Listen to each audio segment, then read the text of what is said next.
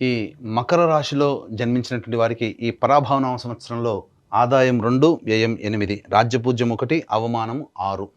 ఇక గమనించుకున్నట్లయితే ప్రధానంగా గత కొన్ని సంవత్సరాలుగా ఇబ్బంది పడుతున్నటువంటి ఏలిన నాడిని ప్రభావం నుంచి గత సంవత్సరం నుంచే కాస్త ప్రభావం నుంచి బయటపడ్డారు.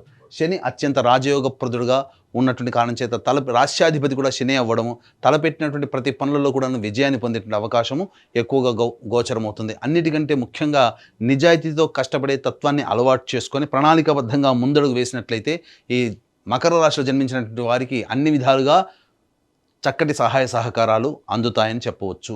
ఇక గమనించుకున్నట్లయితే ద్వితీయ రాహు డిసెంబర్ 5వ తారీఖు వరకు ఉండడము, ఆ తదనంతరం ప్రధానంగా జన్మ రాహు ప్రభావం ఈ మకర రాశి మీద ఉండడం, డిసెంబర్ 5 వరకు కూడాను చేపట్టినటువంటి ప్రతి ప్రయాణాల్లో పనులలో కాస్త ఇబ్బందికర పరిస్థితులు కొంతవరకు ఈ రాహు ప్రభావంలో కలుగుతాయి. ముఖ్యంగా కుటుంబ పరంగా కొంత మానసికమైనటువంటి ధైర్యాన్ని కోల్పోతారు. అంటే కుటుంబ సభ్యుల యొక్క ప్రవర్తన కావచ్చు, లేకపోతే కుటుంబానికి దూరంగా ఉన్నామనేటువంటి భావన కావచ్చు, ఏదేమైనప్పటికీ కూడాను కాస్త మానసికమైనటువంటి ఆందోళన ఎక్కువగా ఉంటుంది. ప్రతి పనులలో యాంగ్జైటీ అనేటువంటిది రాహుగ్రహ సంచారం డిసెంబర్ 5 వరకు ఉన్నటువంటి కారణం.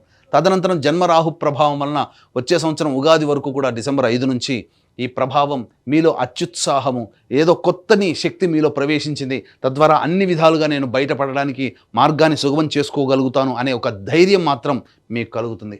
ఇక గురుగ్రహ సంచార ప్రభావం కనుక చూసుకున్నట్లయితే మే 31వ తారీఖు వరకు షష్టమ గురు ప్రభావం వలన ప్రధానంగా రుణగ్రస్తులయ్యేటువంటి అవకాశము గోచరమవుతుంది.